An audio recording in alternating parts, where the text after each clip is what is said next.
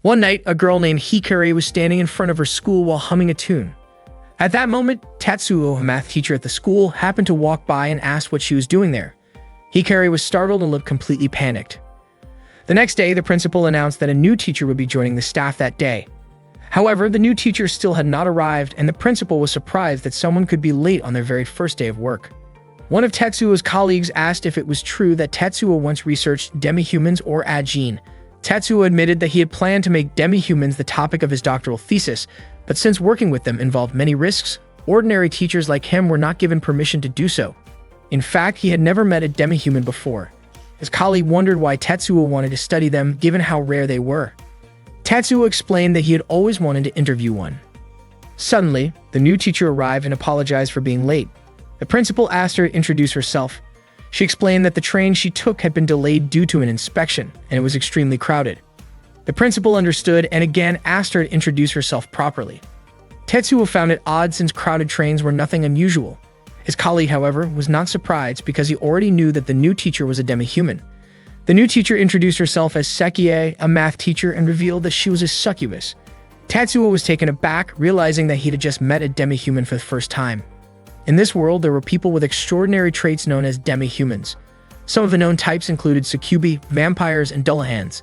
They had long been part of folklore and legends.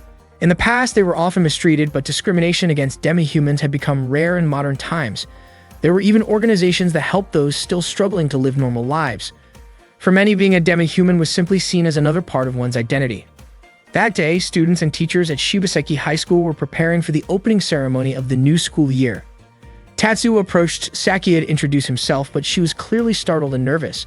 When Tatsuo reached out his hand to greet her, Sakia panicked and accidentally dropped a ladder nearby. She quickly explained that, as a succubus, she dressed modestly and avoided physical contact with others to prevent any unintended reactions from her ability. Realizing his mistake, Tatsuo apologized for approaching her without understanding her situation. Sakia admitted that she had noticed Tatsuo watching her from afar earlier and assumed that he had only come to her out of curiosity. Feeling awkward, she excused herself and left. Tatsuo felt bad afterward, believing that she had simply misunderstood his intentions. A few days later, Tatsuo happened to run into Sakie near the school's sink area. He tried to apologize again for the previous incident, but Sakie assured him that it was fine and that he did not need to worry about it anymore. Moments later, Hikari appeared, calling out for a teacher. She was surprised to see Tatsuo standing there. Tatsuo immediately recognized her as the girl he had seen outside the school that night. It turned out that Hikari was a new student at Shibaseki High. Curious, Tatsuo asked why she had been at the school that late at night, even though the opening ceremony had not yet taken place. Hikari cheerfully explained that she had been trying on her new uniform at home and had gotten so excited about starting school that she wanted to visit right away. Tatsuo found her reasoning amusing but could not understand why she had run away when he tried to talk to her that night. According to Hikari, anyone would run if a strange older man suddenly talked to them in the dark because that was what she had been taught at school. She even said that Tatsuo should praise her for making the right decision and reacting quickly in that kind of situation. And Hikari suddenly remembered that one of her classmates was not feeling well, so she asked Tatsuo to help her take that student to the student infirmary. Tatsuo agreed and followed her. On the way, Hikari introduced herself as a student from Class 1B. When they arrived at the classroom, Tatsuo was surprised to see that Hikari's friend had no head. Hikari explained that her friend was a dullahan, a type of demi-human whose head was separated from their body. Hikari had already taken her friend's head to the infirmary earlier, but she had struggled to carry the body because it was too heavy. Tatsuo was amazed to realize that there were now 2 demi-humans at the school. He curiously asked if it was safe to touch the small blue flame that flickered at the dullahan's neck. Not long after, another student, a snow girl, was carried past them toward the infirmary because she was feeling dizzy. Tatsuo could hardly believe that demi-humans were appearing at the school one after another. While helping Hikari's friend, he asked why Hikari seemed so calm and not at all surprised to see other demi-humans.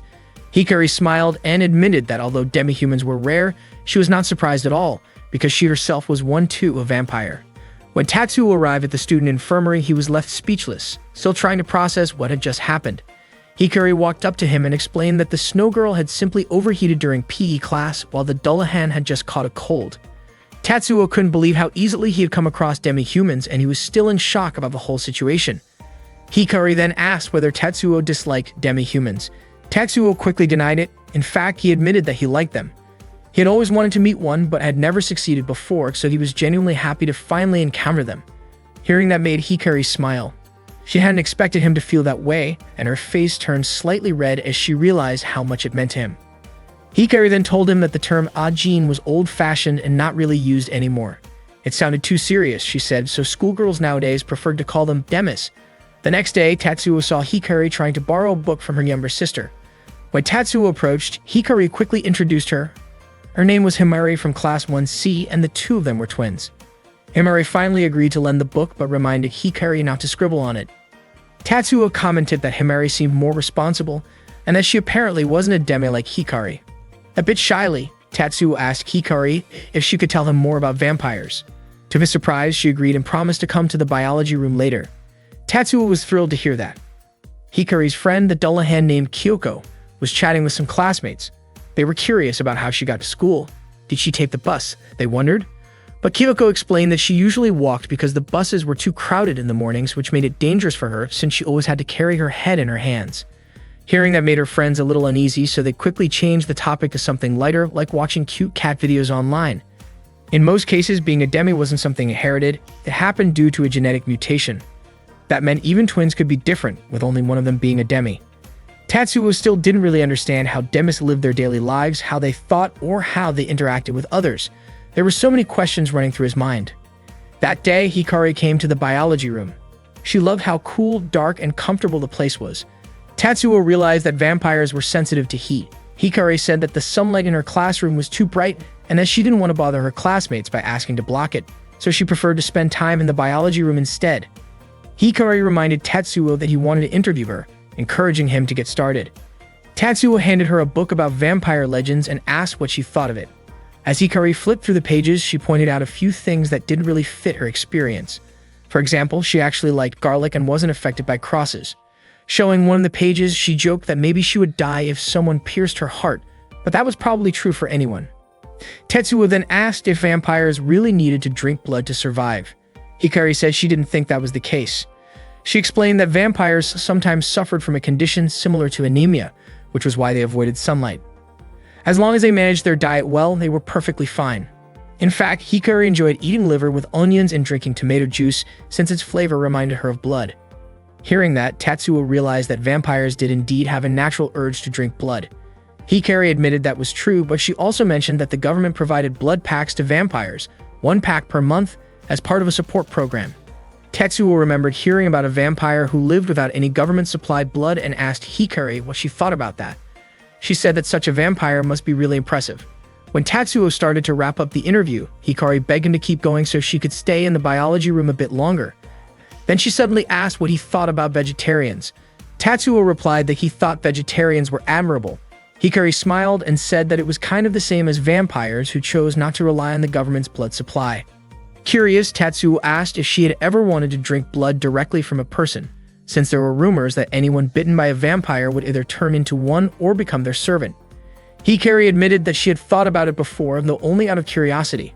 She'd never actually done it. Hikari told Tatsuo about the snow girl who was once taken to the student infirmary. The girl's name was Yuki, and her body was extremely cold.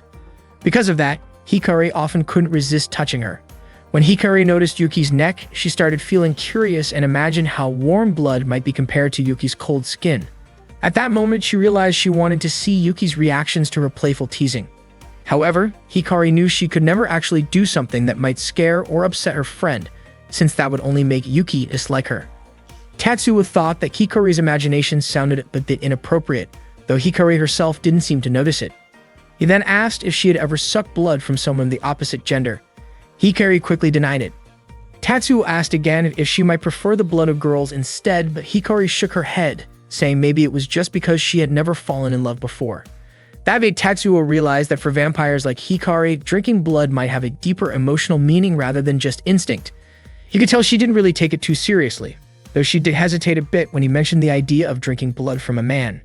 Hikari was surprised that Tatsuo figured that out so quickly. According to Hikari, drinking blood directly from someone felt like something too intense, even cruel, and she wasn't the type to do that to others. She was dependable and kind, which made it difficult for her to even imagine doing such a thing. Tetsuo smiled as he looked at Hikari. She assumed he must be thinking about how fun it was to be young, while he was already a full-grown adult. Tetsuo just laughed at her comment. He could tell that Hikari was simply going through a normal stage of adolescence. Tetsuo then said it was time to end their conversation since he had to prepare for his next class. Hikari still wanted to chat more, but as the bell rang, Tetsuo gently told her to return to class. Hikari agreed, but before leaving, she playfully glanced at Tetsuo's neck and leaned in slowly, pretending as if she was going to bite him. Tetsuo was caught off guard and Hikari burst out laughing. He told her not to joke around like that, and she giggled, teasing that what she did earlier was kind of silly. When class ended later, Kyoko packed up her books. Not long after, Hikari came over to see her. Hikari asked how Kyoko was doing, saying that being her must be tough since she always had to carry her head around. She imagined how difficult it must be after school, holding her bag in one hand and her head in the other sounded dangerous. Kyoko was touched by Hikari's concern. She said she'd have gotten used to it, though she admitted it could be a little inconvenient at times. Hikari said she could understand because as a vampire, she also had her own struggles. She explained that she couldn't handle sunlight at all, and during summer, she couldn't even wear short sleeves because it felt unbearable. Kyoko laughed softly, saying that sounded troublesome. They both ended up laughing together about how unfair the world could be to them. Kyoko then asked where Hikari had gone during the lunch break. Feeling a bit shy, Hikari told her the whole story. Earlier that day, Kyoko had gone to the biology lab without bringing her head, which surprised Tetsuo. She handed him a letter she had written. Hikari and Kyoko's head were secretly watching from behind the door. In the letter, Kyoko thanked Tetsuo for helping carry her body to the student infirmary when she had a fever. She also wrote that Hikari had told her about him, and she asked if it would be alright for her to come by and chat with him sometime. Tetsuo wrote his response on the same letter and handed it back to her. Kyoko was a little startled when he gently touched her hand. After that, Kyoko and Hikari left the lab and went outside the school gates. They'd opened the letter to read his reply, and it said that Tetsuo would be happy to talk with her anytime. They both got really excited about it. Hikari was so overjoyed that she invited Kyoko to go have tea together to celebrate.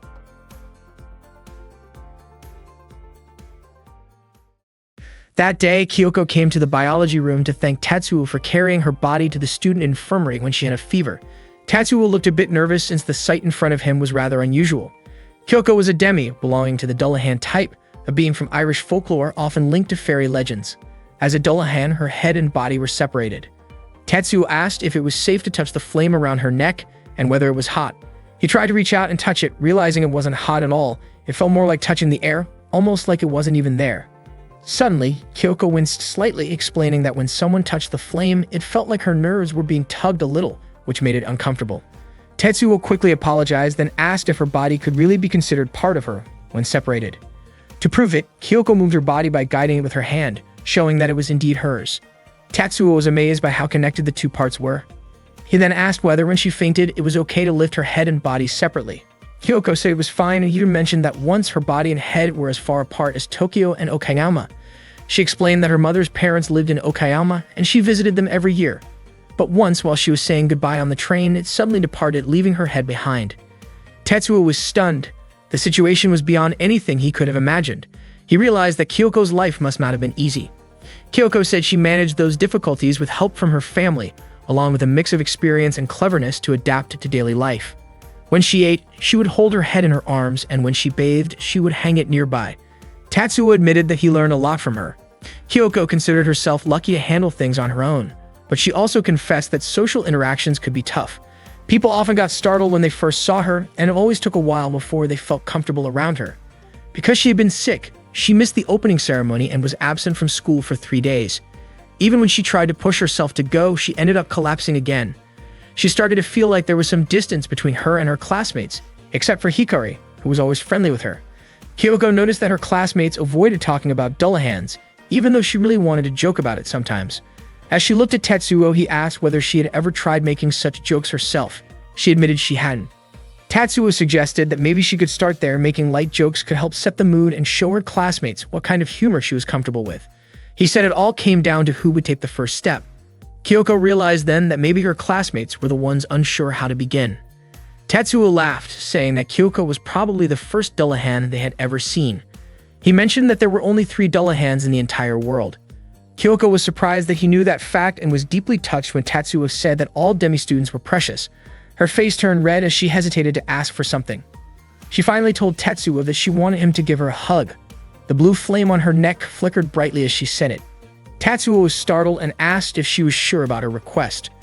Kyoko clarified that she only wanted him to hug her head. Tetsuo gently held her head in his arms. Kyoko looked nervous but also happy. She said she really loved being hugged. Her parents often did that when she was little. But ever since she started high school, it told her she needed to grow out of that habit, even though she couldn't help it. There was no one else she felt close enough to ask for comfort like that. When a Dullahan's head was separated from its body, it couldn't move on its own and needed the touch of another person to be carried around. In a way, Dullahans naturally disliked being alone and could get lonely easily. Tetsuo released her gently and said that what he did probably wasn't appropriate for a teacher, though it was harmless as long as no one saw them. Still, it would be a big problem if the principal or Hikari happened to walk in. Unfortunately, Hikari did see them. Both Tetsuo and Kyoko froze in embarrassment as Hikari shouted, calling out to tell the others what she saw. Kyoko joked that after this, Tetsuo might become a Dullahan too, since she was sure someone might take his head off for it. Tetsuo panicked and quickly chased after Hikari, desperate to stop her from spreading the story. After school, Kyoko thanked Hikari because thanks to her, she had finally been able to talk with Tetsuo. Hikari laughed happily, remembering Tetsuo's panicked face from earlier that day. When she saw Yuki standing in front of her, Hikari rushed over and hugged her tightly, enjoying how cold Yuki's body felt. She didn't expect Yuki to live nearby. Hikari invited Yuki to walk home with her and introduced Kyoko along the way. Yuki said she had somewhere she needed to go, so she couldn't join them on the way home. Yuki, the snow girl from Class 1A, was described by Hikari as shy but kind. Hikari really liked how cool Yuki's body felt whenever she hugged her. When they reached the intersection, Hikari offered to have Kyoko stop by her place, but it was already getting late and Kyoko didn't want her parents to worry. A few moments later, Kyoko's phone rang. She struggled to reach it, so she stopped for a moment to answer. Her mother was calling and Kyoko explained that she was on her way home, apologizing because she had stayed a bit longer at school to talk with her teacher. That night, Kyoko straightened up her bed and got ready to sleep. She thought about how physical education class might be tough for her, so she made a note on her phone. She realized that Tetsuo was actually a kind person and she found herself wanting to talk with him again. The next day, Hikari was full of excitement when Kyoko told her she wanted to go on a date with a guy. Hikari couldn't hide her curiosity, but Kyoko still wasn't sure how the guy felt about her. Hikari was confident that he definitely liked Kyoko. After all, Kyoko was not only beautiful, but also charming in her own way.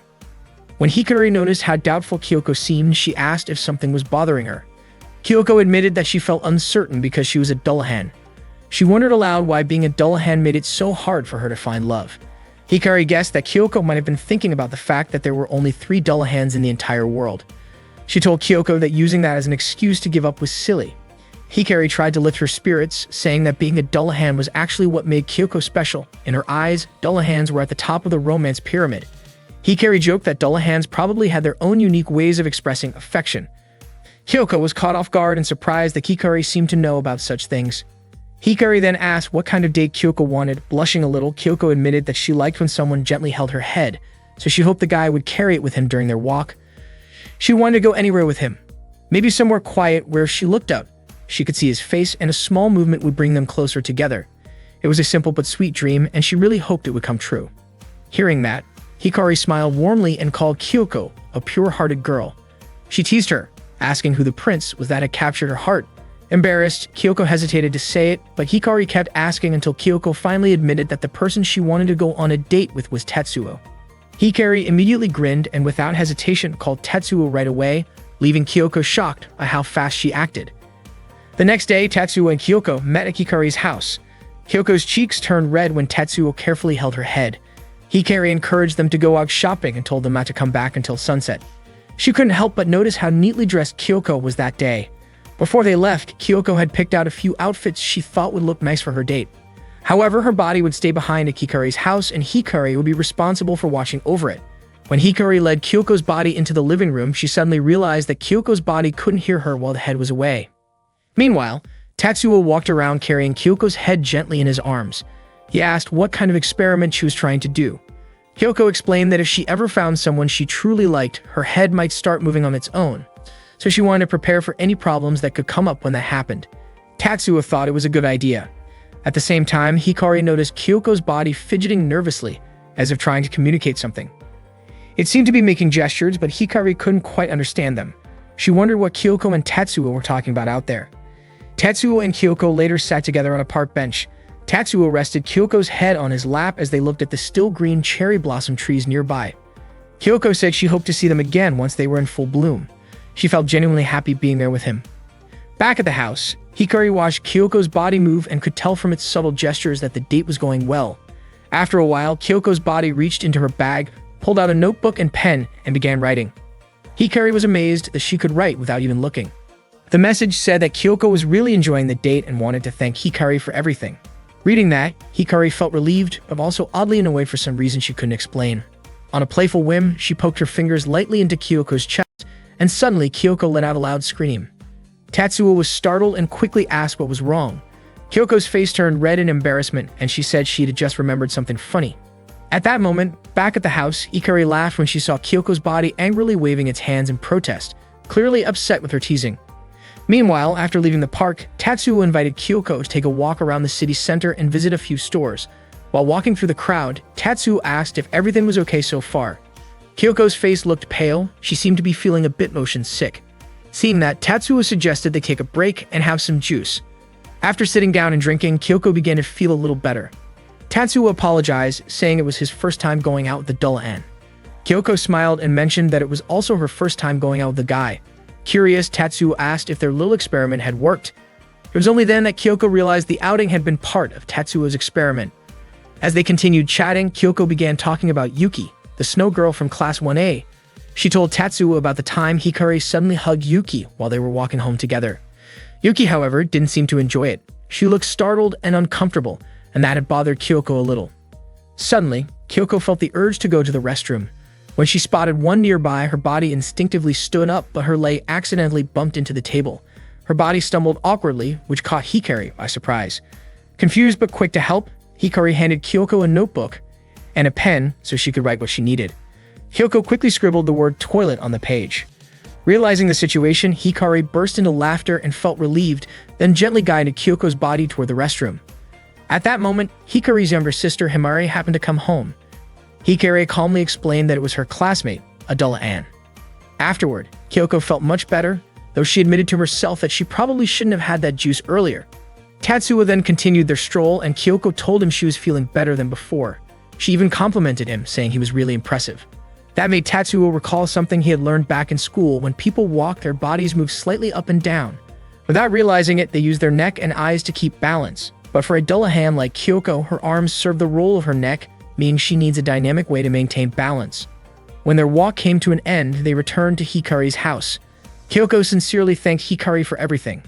Hikari was just about to bring up the restroom incident that had made her panic earlier, but Kyoko quickly covered her mouth in embarrassment. She also thanked Tatsuo for accompanying her that day, and Tatsuo in turn said he was grateful because he had learned so much from her. He gently patted Kyoko's head and said their experiment had been a big success. After that, Kyoko said goodbye and went home.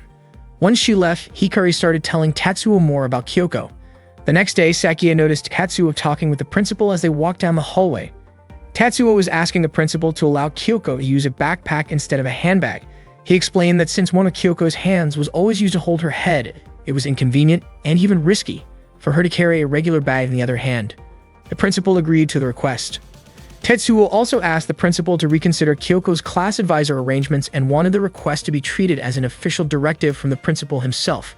The following morning, Kyoko and Hikari greeted Tatsuo as they arrived at school. Tatsuo complimented Kyoko's new backpack, and Hikari said that Kyoko looked even cooler than usual. Tatsuo smiled and added that the backpack suited her perfectly. Every day, Sakie woke up early. She would wash her face and make breakfast right away. At that time, Sakie was 24 years old and still single. That morning, she was watching TV while enjoying her breakfast. The show was talking about love and relationships based on zodiac signs. Sakie couldn't help thinking that she probably couldn't hope for a normal relationship since she was a succubus. Early in the morning, she walked to the station. When she arrived, she was still sleepy and almost bumped into a man in front of her. She quickly stepped aside because she always tried her best to avoid physical contact with men. Not long after, the train heading to Shibasaki arrived. When Sakie reached the school, she immediately started cleaning. The principal greeted her and she looked quite nervous. The principal praised her for always coming in early and helping clean the place. Sakie said she simply liked keeping things tidy, though in truth, she came early because she didn't have much to do at home. As the students began arriving, they greeted Sakie warmly. That day, she noticed how close Hikari and Tatsuo seemed. Hikari asked Tatsuo to greet everyone with more energy that morning.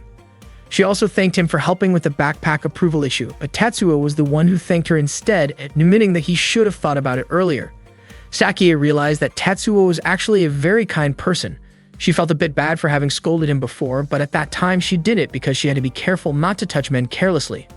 After finishing her class, one of the students came to ask for help with a math problem. Sakie showed the student the correct formula, and the student thanked her. While she explained, the student couldn't help but look at her face and mentioned that she was really beautiful, suggesting she might look even better with more makeup. Sakie gently replied that her appearance was already fine the way it was. She avoided using too much makeup because it could unintentionally trigger her natural charm as a succubus, something that could make others overly attracted to her. Succubi like Sakie could release a natural charm that influenced others, especially men, but with discipline and modest clothing, they could keep things under control and live normally among people. While Sakie was walking down the hallway, Yusuke accidentally bumped into her. He immediately apologized, but the brief moment left him flustered, and he quickly remembered that Sakie was a succubus. To avoid problems like that, Sakie always took the very first and the very last trains each day to stay away from the morning rush. However, it wasn't easy. Waking up before dawn and getting home late every night started to exhaust her. One day, she dozed off on the train, and nearby passengers began acting oddly in their sleep. When a succubus falls asleep, she can't fully control her aura, and it might influence others' dreams without her intending to. That was why people sometimes called succubi dream demons.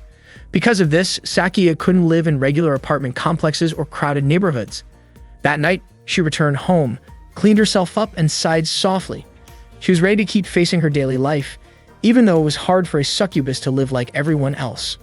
Sometimes she wondered if life would be easier if she could get married and have a family, but she had never been in a real relationship before.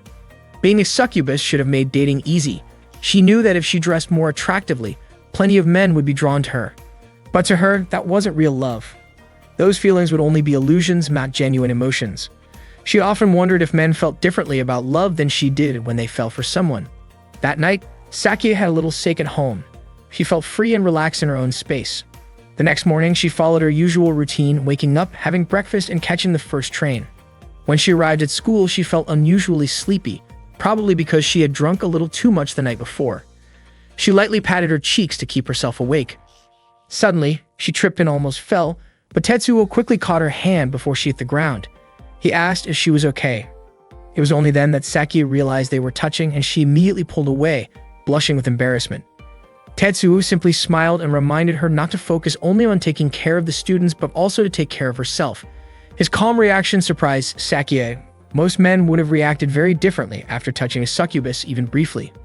She began to wonder if maybe her succubus aura didn't affect people who naturally had stronger self-control or a calmer temperament. Sakie thought that perhaps when it came to love, she and Tetsuo might be on the same wavelength, something she had never experienced before.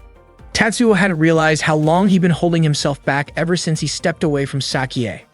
As a succubus, Sakie naturally gave off a kind of alluring energy that could be hard to ignore, but Tetsuo managed to stay composed. When he finally returned to his office, he began working on another article about Demis. He had come to understand that a succubus, often referred to as a dream demon, was a type of Aegean who could unintentionally give off an aphrodisiac-like effect on others. In just a short time, he had already met a vampire, a Dullahan, and a snow woman. Not long after, Hikari stopped by his office to take a break. It was an extremely hot day, and being in class under the blazing sun had really worn her out. She peeked at Tetsuo's laptop screen and noticed what he was writing. Hikari was surprised to see that Tetsuo was writing an article about her. In his notes, Tetsuo had written about Hikari's sensitivity to sunlight, her eating patterns, the need for blood intake, and her reaction to things like crosses and garlic. He had also included some personal observations about how blood intake might relate to emotional or romantic feelings. Hikari blushed when she saw that part. Tetsuo apologized for mentioning something that might sound embarrassing, but Hikari actually found the topic interesting and wanted to talk more about it. Encouraged by her curiosity, Tetsuo asked a few follow-up questions about how vampires perceived affection and intimacy. He'd heard that drinking someone's blood might have a deeper symbolic meaning among vampires, and he wanted to understand it better. Hikari seemed flustered and asked if he was comparing that act to a kiss. Tetsuo wondered aloud if drinking blood could be considered something more personal than a kiss, but not necessarily romantic or intimate in the same sense. The question made Hikari's heart race, and with a shy expression, she explained that it really depended on the individual vampire. Tetsuo acknowledged that, but he wanted to know her personal opinion. Hikari admitted she had only ever drunk someone's blood once. When Tetsuo was about to ask more, he noticed how red her face had gotten and decided to ease off. He then explained that vampires might drink human blood when their own supply was low, but nowadays, the government provided support so that vampires didn't need to do that anymore. Based on that, Tatsuo concluded that drinking blood shouldn't be seen as something romantic, but more like an old cultural practice that had started to fade over time. Playfully, Hikari asked Tatsuo to lean in closer as if she wanted to whisper something. When he did, she quickly gave him a small kiss on the cheek. Tatsuo didn't react much, which made Hikari a little embarrassed. She laughed and said that kissing seemed easier than drinking blood. Tatsuo, ever the researcher, immediately jotted that down in his notes. Hikari was surprised that he even considered writing that in his article and tried to stop him. Tatsuo understood she was still young and easily flustered, but he genuinely wanted to understand how Demis experienced emotions and affection from their own perspective. That same day, Sakia was helping Kyoko carry some boxes to the library. Once they got there, Kyoko looked at Sakia closely and commented that she seemed very mature. Sakia smiled, wondering why Kyoko suddenly said that. Kyoko explained that Sakia seemed like someone with plenty of life experience, kind, graceful, and beautiful. Sakia blushed at the compliment. Then, Kyoko admitted she wanted some advice because she had feelings for someone. Sakia asked if that person was a student at the school. Kyoko replied that he wasn't a student, but he did work there. With a shy expression, Kyoko revealed that she liked Tetsuo. Sakia was completely taken aback. She liked Tetsuo too. Meanwhile, Yusuke had asked Yuki to hang out with him, but she turned him down. He kept asking, hoping she'd change her mind, but Yuki refused again and walked away. Tatsuo saw the scene unfold and lightly tapped Yusuke and Ookawa on the head to get their attention. Yusuke was confused and asked why Tatsuo did that. Tatsuo explained that he had actually been planning to talk to Yuki himself, but Yusuke's persistence had scared her off. Yusuke was shocked that Tatsuo had stopped him just because of that. Apparently, Tatsuo had been trying to talk to Yuki several times before, but she always avoided him. Ookawa suggested that maybe Tatsuo could call her over the school speaker system instead, but Tatsuo didn't want to make it a big deal. He just wanted to have a private conversation, and doing something too public might give the wrong impression. Soon, other students started gathering around, curious about what was happening. Tatsuo realized that Yuki was still just a teenager, and asking too many questions might make him seem insensitive. Meanwhile, Sakia asked what kind of advice Kyoko wanted from her.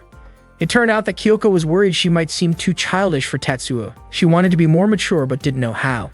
Sakia asked why Kyoko decided to come to her for that kind of advice.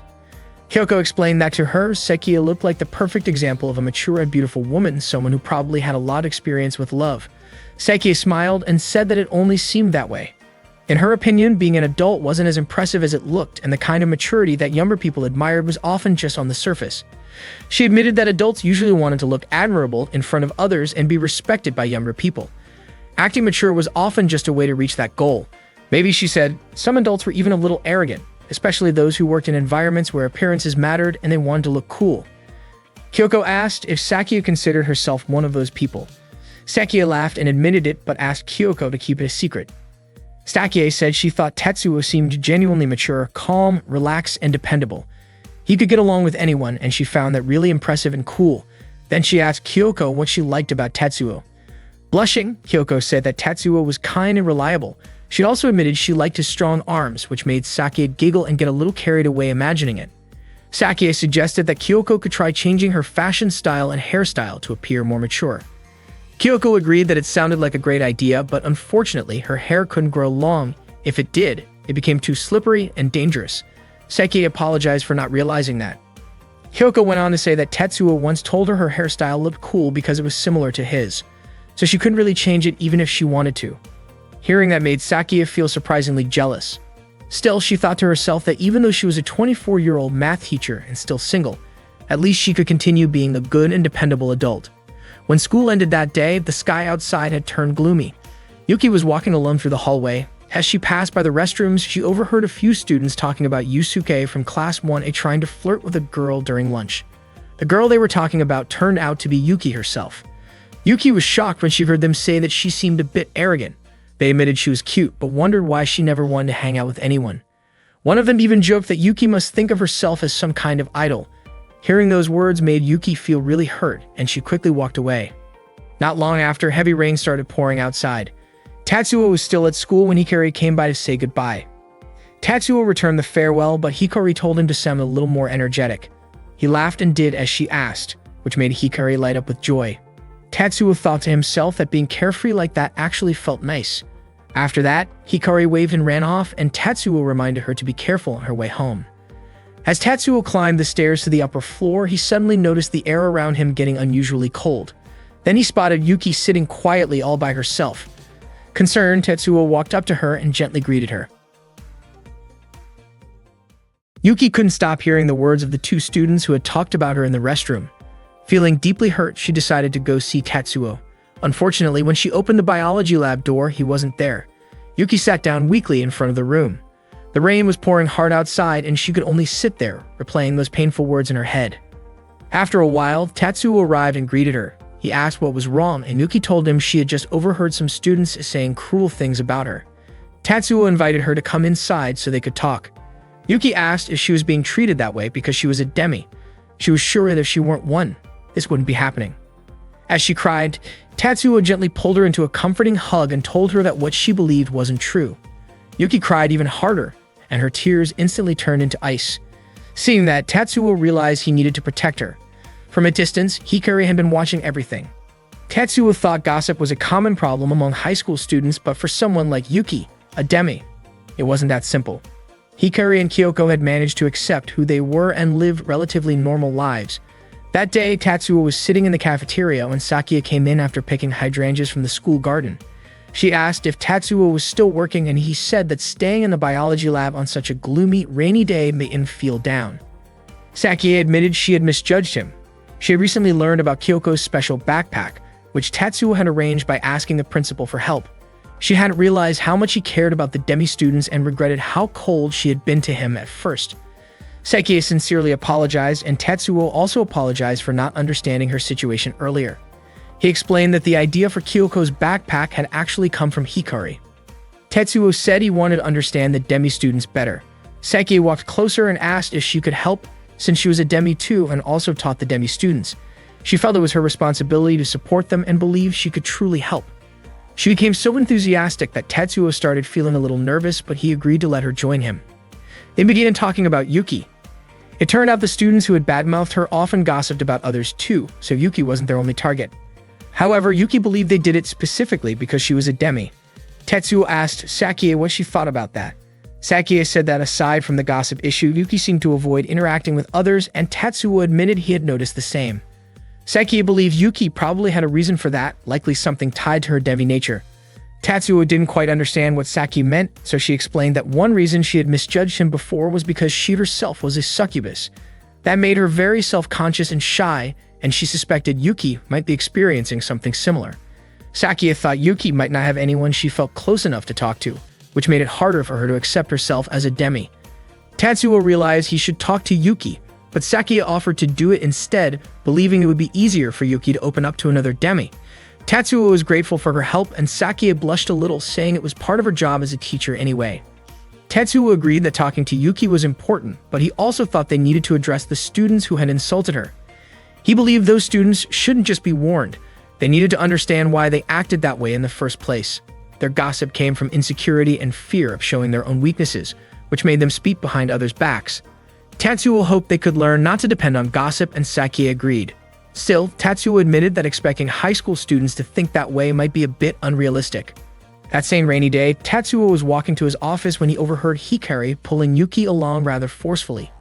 Yuki didn't understand where Hikari was taking her. At that moment, two gossiping students were talking in the restroom about a physics teacher being transferred to another school. Hikari led Yuki to the restroom door. She told Yuki to stay there and listen to what she was going to do, and that afterward, Yuki could decide what she wanted to do next. Hikari went inside and called the two girls out, referring to them as cowards. The two, Itsumi and Shizuka, recognized her as Hikari, the vampire from Class 1B. Hikari told them that speaking badly about others behind their backs wasn't right and asked them to stop. Itsumi realized that Hikari was probably doing this to stand up for Yuki, who was also a demi. But Hikari made it clear that she was acting on her own. She didn't care who they talked about, but if she ever caught them doing it again, she would call them out directly. Before leaving, Hikari told them that if they wanted to gossip, they'd better find a place where she couldn't hear them. Meanwhile, Yuki overheard their conversation from outside the restroom when Tatsuo suddenly approached her. Shizuka asked why only they were scolded by Hikari, even though they weren't the only ones gossiping. Hikari explained that she would call out anyone who spoke badly about others. Shizuka wondered why Hikari was so insistent, since everyone had gossiped at some point. Hikari grew frustrated hearing that kind of reasoning. She questioned if that meant people thought it was acceptable to hurt others, and she wondered how they could say such things without feeling ashamed, knowing that no one would ever enjoy being talked about negatively. Hikari admitted that she never spoke about people behind their backs. If she had something to say, she would rather say it directly to their face, and if she couldn't, she would simply stay quiet. She realized that this wouldn't stop others from talking about her behind her back, and she was sure that after that conversation, Atsumi and Shizuko would probably gossip about her too. Hikari apologized to them for speaking that way. She had come to understand that even those who never criticize others can still become targets, maybe even more easily than anyone else. Still, she had made up her mind. If someone decided to talk badly about her, she wouldn't respond to it. Tears filled Hikari's eyes and she quickly walked away. Atsumi admitted that she didn't fully agree with Hikari's words, but she found herself admiring her. Hikari had spoken so passionately because she had made a promise to her younger sister. After Hikari left, Yuki approached Atsumi and Shizuka to apologize. She said that because of her natural traits as a demi, she often caused trouble without meaning to, and that was why she tended to avoid contact with others, something that probably left a bad impression. Atsumi was surprised and didn't understand why Yuki was the one apologizing. In the end, both Atsumi and Shizuka apologized to Yuki instead. That afternoon, the rain stopped and Hikari was still standing in front of the school when Tatsuo came over and gently patted her head. He then invited her to grab a meal together. When Hikari got home, she jumped into Himari's lap. Himari asked if something had happened at school, but Hikari brushed it off and said she just wanted to stay there for a while. The next day, Tatsuo and Sakie called Hikari, Kyoko, and Yuki to the audiovisual room. Tatsuo explained that a student had come to talk to him, which was why he gathered them there. Kyoko and Hikari both said they weren't the ones who had reported anything. Tatsuo looked puzzled and asked why they hadn't realized that the student must have been Yuki. He knew that certain things had been troubling the demi-girls and hoped that the three of them could support one another since they were the only demi-students in the school. Tatsuo encouraged them to build a good relationship and reminded them that if they ever couldn't talk to their friends about something, he was always ready to listen. Sakie also offered to be there for them whenever they wanted to talk. Tatsuo emphasized that discussing problems together was really important. When he asked if they had any questions, the room fell silent. He was about to end the meeting when Hikari suddenly mentioned that she had never been hugged by him before. Without hesitation, she walked up to Tetsuo and hugged him tightly, her face lighting up with joy. Before long, Kyoko also asked for a hug and Tatsuo placed his hands gently on her head, making her feel genuinely happy. Then Sakie half-jokingly asked if she could have one too, but Tetsuo quickly stopped her, reminding her that it could be risky because of her succubus nature. Sakie immediately realized what he meant and became flustered. Tetsuo then offered Yuki a hug as well while they were still there. Blushing, Yuki stepped closer and Tatsuo gave her a reassuring hug. He told her that he wouldn't force her to share everything she was going through, but he truly believed that it was no coincidence she was surrounded by other demis. He was confident that things would turn out fine and that she would be able to have fun like everyone else. Hikari then pointed out that Kyoko's body might want a hug too. Tatsuo agreed, and as soon as he hugged Kyoko again, he suddenly felt a strange sensation coming from her torso. Startled, he quickly let go and stepped back. The others looked at him curiously, wondering what had just happened. Later, at the shoe lockers, Himari heard from one of her friends that Tetsuo had gathered all the demi-students in the audiovisual room after school. Her friend also mentioned that Hikari had said Tatsuo was surprisingly kind, quiet on the outside but genuinely caring. Hearing that made Himari a little uneasy. She still wasn't sure if she could fully trust Tetsuo yet. Meanwhile, Tatsuo couldn't stop thinking about that odd moment when he hugged Kyoko. By chance, he ran into Himari as he was leaving the school and they ended up talking on their way home. Tatsuo learned that Himari always got good grades and liked to study in the library. He commented that she was very different from Hikari. Himari began to suspect that Tatsuo might know more about Hikari than he let on. She admitted that she was worried Hikari might be bothering him too much. Tatsuo replied that he often let Hikari come to his biology lab whenever the weather got really hot. Himari started to wonder if Tatsuo might have been using Hikari for some kind of experiment, though she wasn't sure if that was truly the case. Suddenly, Tatsuo remembered that he hadn't prepared the experiment for tomorrow's class. Meanwhile, Himari began to feel that she might have been overthinking things about Tatsuo. Not long after, Tatsuo started asking questions about vampire life. According to legends, vampires were supposed to hate garlic, but Hikari actually liked it. That made Tatsuo wonder if the old legends were even true. He also brought up how those same stories said that vampires attack humans at night. Himari explained that it was because vampires were sensitive to sunlight. Tetsuo continued to ask questions. He mentioned how people in the past carried crosses out of fear, and that books often described vampires as having excellent night vision, sharp hearing that could track humans, and a strong sense of smell capable of detecting blood. Based on that, he guessed that vampires might dislike garlic because its scent was too strong, just as the legend said. He then asked if Hikari actually had heightened senses. Himari confirmed that Tetsuo wasn't wrong. Hikari really did have sharp senses. When Tetsuo wondered why Hikari liked garlic despite that, Himari explained that Hikari simply wasn't picky about food. She had asked her the same question once, and Hikari had said she just liked foods with strong smells. Himari mentioned that a lot of people said Hikari didn't seem like a vampire at all, but rather just an ordinary high school girl. Curious, she asked Tetsuo why he was so interested in Demi life. She wondered if he thought Hikari wasn't like a vampire and if he was more interested in her human side.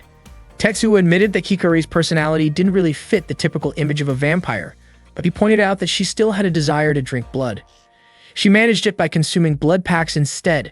Even though vampires had highly sensitive senses, Hikari still enjoyed strong-smelling foods. That combination of her human habits and vampire instincts, he said, was what made her unique. Tetsuo believed that what made people alike wasn't how they were born, but how they lived their lives. However, he also said that didn't mean they should ignore the traits that came naturally to them as Demis. Those instincts were part of who they were. To truly understand a Demi, one couldn't just look at one side of them. Seeing only the Demi side meant missing their personality, while seeing only the human side meant not understanding their struggles. Both sides were equally important for balance. At that moment, Himari was left speechless, though she found herself starting to believe in what he said. She told Tetsuo that next time he should come to her house and say those things in front of her parents. Tetsuo was interested and said he would like to talk to them someday. Not long after, Himari received a message from Hikari. She immediately showed it to Tetsuo, sounding upset. The message said that Tetsuo had hugged and attacked her earlier. Himari was really disappointed and angry with him. Tetsuo tried to explain that it was just a misunderstanding, but Himari left, calling him obsessed with demigirls. After school, Himari confronted Hikari about it. Hikari then explained everything. She admitted she was just bored at home because Himari came back late, and she didn't even realize that Tetsuo had been next to Himari at the time. Himari finally understood that it had all been a misunderstanding. One day, Yuki was soaking in the bathtub when she found herself staring at the water. Suddenly, the entire bathroom froze over. The moment she came to her senses, everything went back to normal. Yuki thought she could keep her identity as a snow girl a secret. If no one had spread the word that she was a Demi, maybe people wouldn't approach her out of curiosity. She believed that by keeping her distance, her natural abilities wouldn't cause problems for anyone else. During PE class, Yuki grew exhausted, and when someone tried to reach out to help her, she shouted, explaining that she was a snow girl and that she would be fine after cooling herself down. However, she eventually fainted. Her classmates quickly carried her to the student infirmary.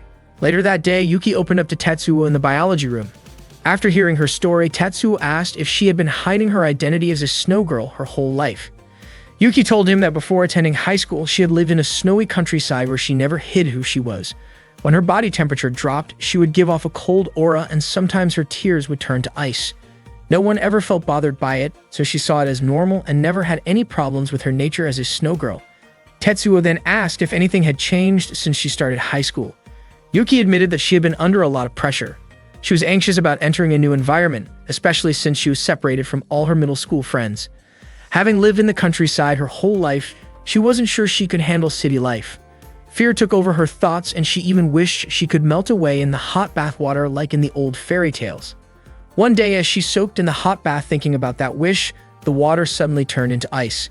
The incident terrified her. She began worrying about what might happen if the cold air coming from her body ever reached another person. That fear made her more and more stressed, and she convinced herself that avoiding physical contact was the safest option. That was why she distanced herself from everyone. She simply didn't know how dangerous she might be. Still, she wished she could tell people about it openly and introduce herself as a snow girl without fear. Tetsuo was still trying to wrap his head around Yuki's ability to freeze hot water. He asked how things were when she bathed. The question caught Yuki off guard, and she blushed slightly. Tetsuo quickly clarified that he was just curious about the temperature of the water and whether she usually bathed with other family members. Yuki explained that the water temperature she used was around 40 degrees Celsius, and she always took quick baths. At that time, she hadn't been crying, but pieces of ice suddenly appeared on the surface of the water. She also mentioned that she didn't sweat much since she had very few sweat glands.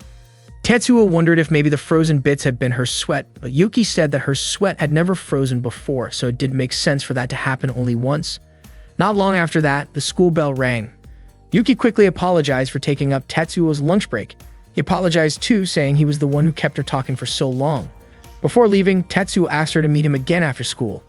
As Yuki walked down the hallway, she ran into Kyoko and Hikari, who had just finished their lunch together. They invited her to join them next time, and Yuki smiled at the idea. She told them she had just been talking with Tetsuo in the biology room and felt she might have said some strange things that made him think too hard. Hikari reassured her not to worry since she knew Tetsuo will always like having conversations with Demis. Kyoko then invited Yuki and Hikari to get ice cream after school, saying she had recently found a great place. Yuki didn't accept right away. She said she'd think about it first. After that, she headed back to her classroom. Meanwhile, Tetsuo was busy researching how a snow girl's body could make water freeze without changing its temperature. His temporary theory was similar to what Yuki had said earlier, that her tears might freeze under certain conditions. He dug through various references from internet articles to folklore books in the library. Interestingly, all the legends about snow girls carried a hint of sadness. After school, Tetsuo shared what he had found with Yuki. According to many legends, snow girls were described as beautiful women dressed in white, often with long hair. Some stories even portrayed them as elderly women, yet they all followed the same pattern. In each tale, the snow girl would approach a man and ask for something. If the man refused, she would bring misfortune, but if he showed kindness, something tragic would still occur, and the man would disappear. As Yuki listened, she felt her feet growing cold. Tetsuo quickly left the room and returned with warm water for her to soak them in. Then he handed her a book filled with old snow girl legends and asked her to read it aloud.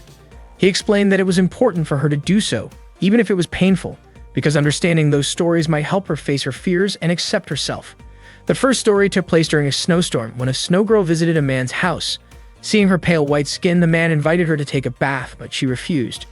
The man gently pushed her toward the bathtub, yet as soon as she touched the water, her body melted away, leaving behind nothing but a block of ice. The second story told about two lumberjacks living in a rural village. On a freezing night, they sheltered inside their home, trying to escape the cold. Suddenly, the snow girl appeared. She breathed out a cold mist toward the older man, and within moments, he was frozen solid. The younger man was shocked but could not do anything. When the snow girl faced him, she only smiled and spared his life. Tetsuo asked Yuki to stop telling the story.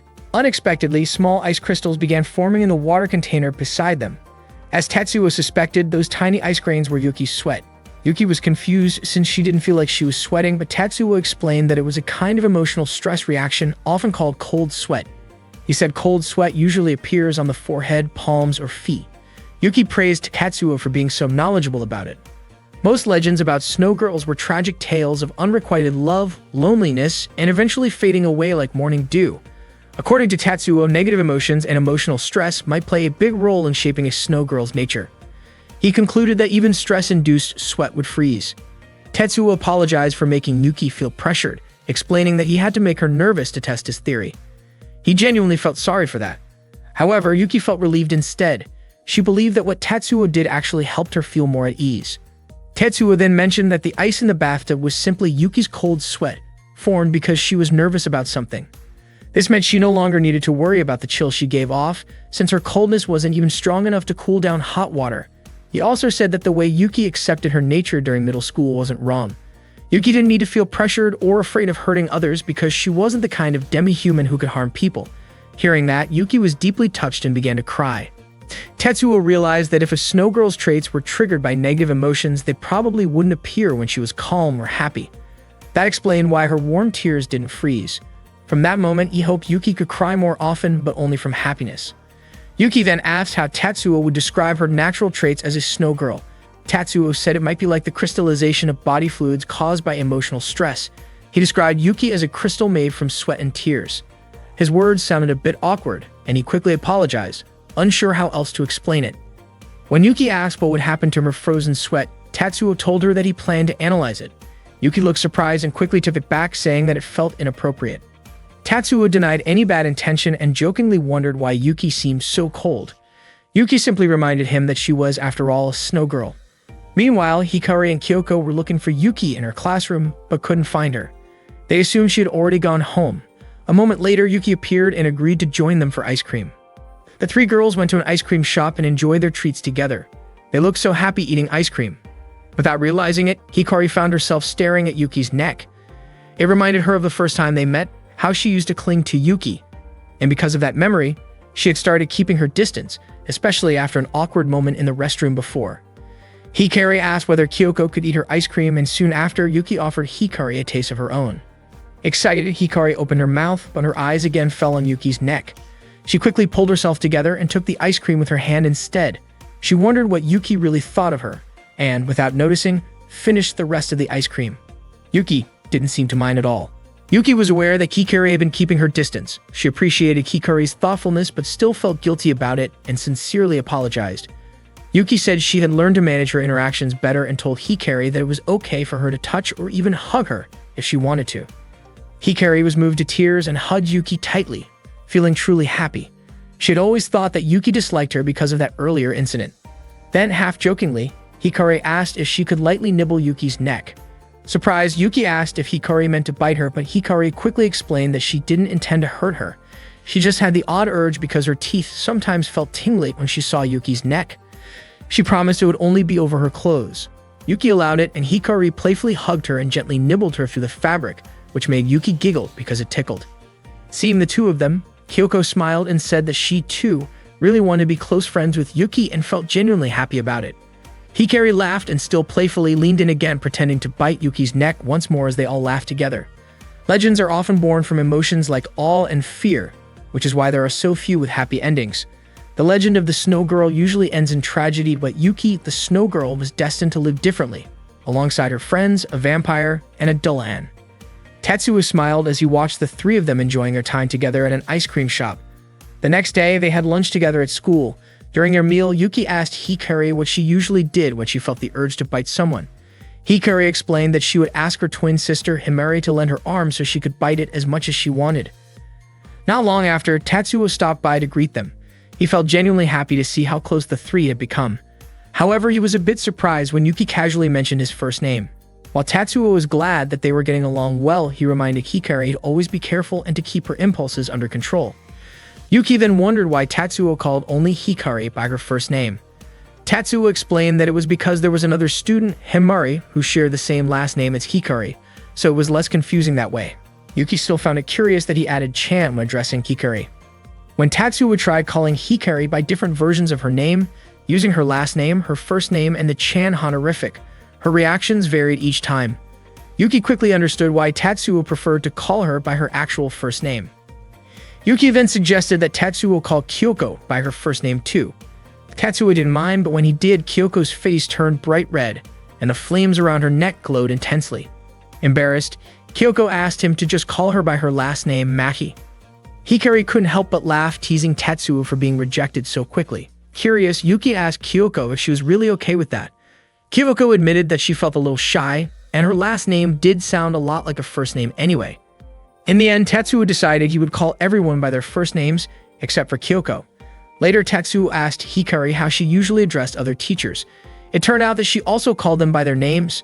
Surprised, Tetsuo asked why she called him only sensei and not by name like she did the others. When he asked how she addressed the math teacher, Hikari said she used that teacher's first name. Tetsuo was shocked by her casualness. Seeing Yuki and Kyoko laughing at his reaction, Yusuke couldn't help but wonder why Yuki had suddenly become so cheerful. Kyoko quickly reminded Hikari that they had gym class next, so they hurried off together. When Tetsuo said goodbye to Yuki, he called her by her first name. Yuki was taken aback.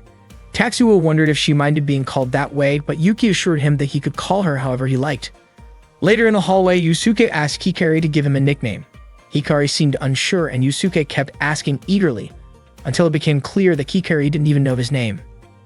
At that moment, Yusuke was sitting near the corridor when Yuki approached him to thank him for checking up on her the day before. She also apologized for turning down his invitation.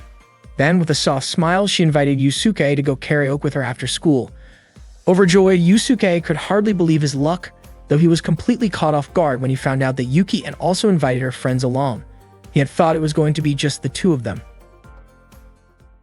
One day, Tetsuo visited Hikari's house. Hikari's father was really happy to see him. He explained that in their family, his wife was the one who worked while he took care of the house. In the past, both of Hikari's parents had jobs, but after Hikari was born, one of them had to stay home to manage things. Hikari's father said he was already acquainted with the parents of Kyoko and Yuki. He also mentioned that thanks to Tetsuo, Hikari had become close friends with Yuki and Kyoko. Tetsuo humbly said he hadn't really done anything. Ever since learning that there was a teacher who understood Demis, Hikari's father had felt more at ease knowing his children were in good hands at school. Tatsuo told him that both Hikari and Himari behaved very well in class and that it was probably because they had great parents guiding them. He also hoped that Hikari would take her studies a bit more seriously. Hikari's father nodded and said that Himari often reminded her of that too. Not long after, Himari came home and Tatsuo greeted her right away. She thanked him for keeping his promise to visit their house and apologized about Hikari's message that had said Tatsuo hugged her. Tatsuo felt really embarrassed but was relieved that Himari didn't misunderstand the situation. She then asked Tatsuo to be a little stricter with Hikari because she didn't want her sister to be spoiled. Tatsuo agreed that even though Hikari and Himari were twins, they were completely different from each other. A few moments later, Hikari arrived home, cheerful as always. She was surprised to see Tatsuo there and immediately asked what he was doing in her house. Hikari's father explained that he had invited Tatsuo over for a chat. Hikari was amazed to see Tatsuo wearing a tie and quickly asked if she could take his picture. Soon after, Himari scolded Hikari for putting blood packs in the refrigerator and told her to use her own fridge instead. Hikari explained that she had bought her own fridge so it wouldn't bother anyone to see the blood packs out in the open. Himari believed that Hikari was just being lazy about carrying them to her room, even though she had promised to follow the rules once she had her own fridge. Hikari asked Tatsuo to say something to support her, but Tatsuo reminded her that she should follow the rules she had set herself. Himari then told Tatsuo that Hikari had been doing whatever she wanted ever since getting her own fridge, like hiding snacks so she could eat them alone, resting her feet on the fridge while reading manga, and even once sleeping with her head inside it, which made her catch a cold. Hikari was shocked that Himari was revealing all of that and jokingly warned her to stop before she said anything else. The sisters had always been a bit rough and tumble since they were little, and Hikari said she was getting fired up. Himari wondered why her sister kept talking about blood so much, and Hikari laughed, saying she was just trying to sound clever in front of their dad and Tatsuo. Himari pulled Hikari's hair lightly, saying that Hikari always tried too hard to look good in front of others. She also complained about Hikari's hairstyle taking too long to fix every morning, which sometimes made them late. Hikari asked Tatsuo to stop her sister, and Tatsuo simply commented that Hikari's hairstyle was cute. Hearing that, Hikari's face turned red with embarrassment. Himari noticed her blushing, but Hikari denied it, and the two started bickering again. Tatsuo asked Hikari's father if they were always like that. Slightly embarrassed, he admitted that they were always noisy, and that he never really knew how to handle it. Tatsuo laughed and said it was clear that the two were just really close. Hikari's father then invited Tatsuo to join them for dinner.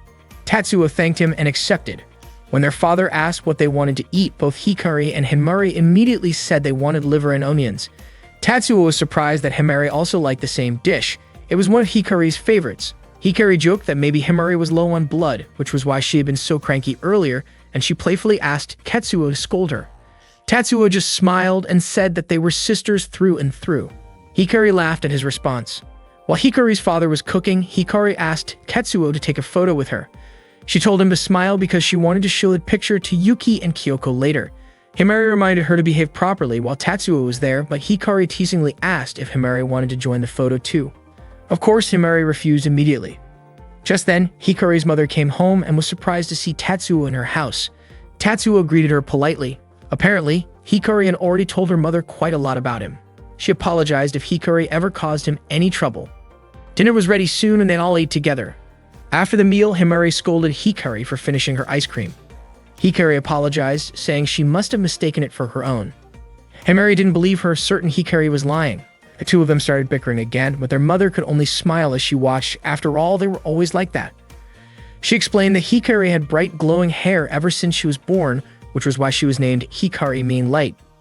Meanwhile, Himari's name was chosen simply because it sounded similar. Later, Hikari asked Himari to go to her room together so she could replace the ice cream she had eaten. Hikari's mother mentioned that even though Hikari was a vampire, she was no different from other girls. She admitted that she used to worry about Hikari too, but their family had learned to face things together. They considered Hikari's vampire side as just one of the many traits that made her unique. Even if she weren't a demi, twins would still have their own differences. Tetsuo also realized that although Hikari and Himari looked alike, they were completely different in personality. Meanwhile, Himari looked irritated when she found out that Hikari had forgotten she had already eaten the ice cream stored in her room. Hikari apologized again and promised to buy her a new one. She suggested they go to the convenience store together to get it, but Himari wondered why they both had to go. Hikari said she just didn't want her sister walking to the store alone at night. Himari refused and told Hikari to go by herself.